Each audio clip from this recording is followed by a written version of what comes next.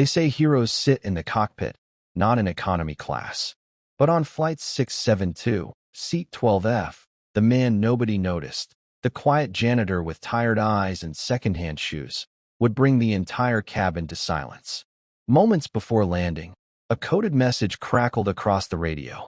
It wasn't meant for passengers. It wasn't meant for civilians. Yet somehow it was meant for him. When the pilot spoke the call sign, Ghost Rider 1, the impossible happened.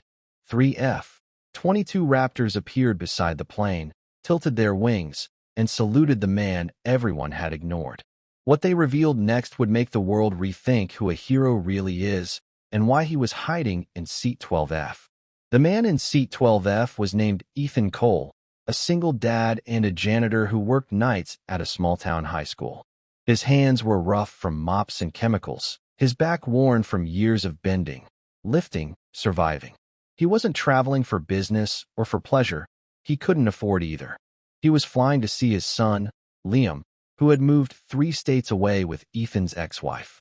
It had been 6 months since Ethan had held him, 6 months since he'd promised, "Daddy will find a way." He pawned his old guitar, skipped meals, worked double shifts, all to sit here now, in a cheap ticket by the window, heart pounding with hope. Most passengers didn't look at him. To them, Ethan was invisible. The kind of man people stepped around in grocery stores, the kind who cleaned messes they never thanked him for. A teenager bumped his arm without apologizing. A businessman shoved his bag under the seat in front of Ethan, taking up his already small space. The flight attendant smiled politely, but her eyes skimmed past him like he wasn't worth remembering. Ethan didn't mind. He was used to blending in. In fact, he preferred it. Staying unnoticed meant staying safe, from memories he buried, from a past life he had sworn never to return to. The last time he had heard his old world calling, he'd walked away from everything.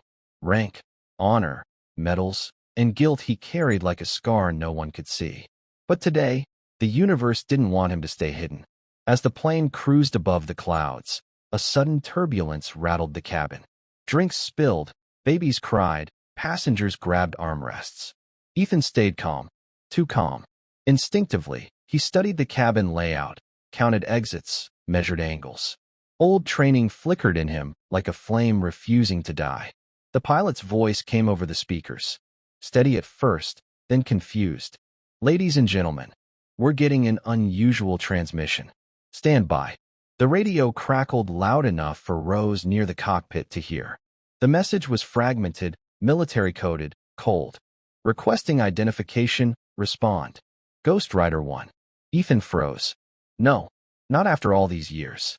Not here. Not now. He looked out the window, and that's when he saw them. Far in the distance, 3 streaks of silver slicing through the sky like silent predators. Getting closer. Fast. Passengers murmured. Someone whispered, "Is that military?" Ethan swallowed hard. This wasn't supposed to happen.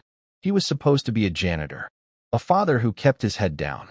A man trying to rebuild his life quietly. But the universe had a different plan.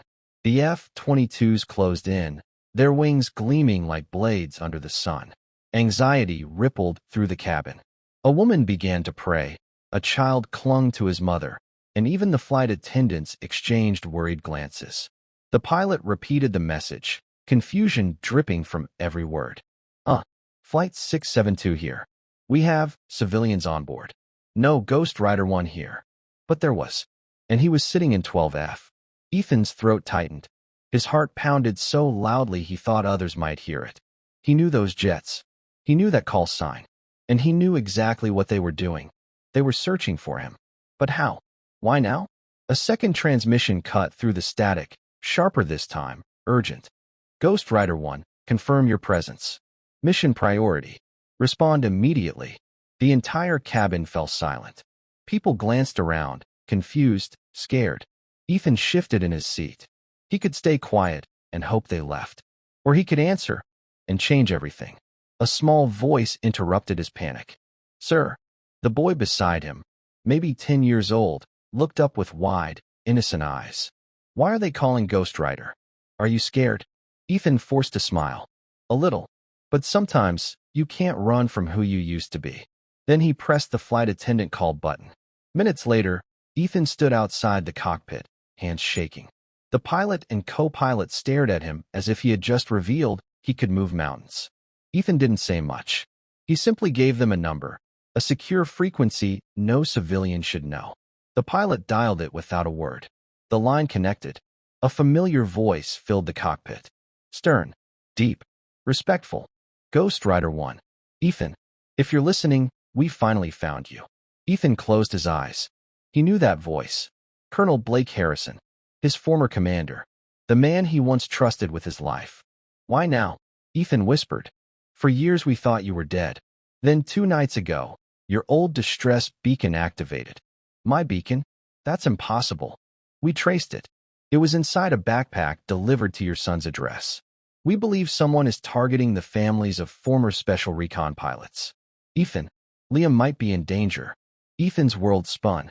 His knees nearly buckled. Liam, his little boy, his reason for breathing. For the first time in years, Ethan felt the soldier inside him rise from the ashes. Not for country, not for rank, for his son. The colonel continued. We're escorting your plane. When we land, you're coming with us. We need Ghost Rider 1 back. The pilot looked at Ethan in disbelief. Sir, who exactly are you? Ethan exhaled slowly, pain mixing with resolve. I'm just a dad who cleans floors now. But once, I flew missions nobody was supposed to survive. The plane descended. Passengers pressed their faces to the windows, staring at the fighter jets guiding them like guardians. And when the wheels touched down, something extraordinary happened. The 3 F-22 Raptors tilted their wings in unison, a military salute reserved only for legends. Passengers gasped. Phones came out. People whispered, it's for him, for the guy in 12F. For the first time in years, Ethan didn't hide. He stood tall. When he stepped out of the plane, Colonel Harrison was waiting on the tarmac. Welcome home, Ghost Rider. Ethan looked toward the horizon, imagining his son's face. This time, I'm fighting for the only mission that ever mattered. And with that, the forgotten janitor walked toward the jets, no longer invisible, just a father ready to become a hero again.